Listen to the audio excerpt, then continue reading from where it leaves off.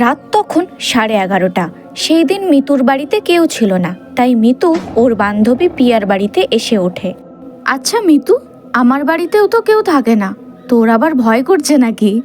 না না, ভয় ওভাবে আসে না। তুই তো আবার অস্বাভাবিক ব্যাপার স্যাপার দেখতে পাস। কবে থেকে দেখতে পাস রে? অনেক ছোট থেকেই।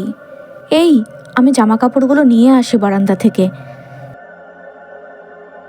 তারপর মিতু বারান্দা থেকে জামা কাপড় তুলে ঘরে ফিরে আসার সময় অদ্ভুত একটা জিনিস দেখে পুরো জমে যায়।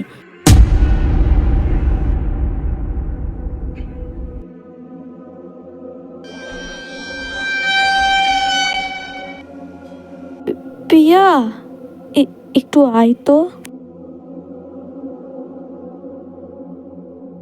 গ্রিল ধরে কে দাঁড়িয়ে আছে দেখ। না না, অন্ধকারে হয়তো মনে হচ্ছে। তুই আবার শুরু করলি? বাড়িতে কেউ নেই বলে এসব ফিল হচ্ছে। আর ঠিক তখনই সে ছায়াটা নড়ে উঠল। ঘরে চল এক্ষুনি।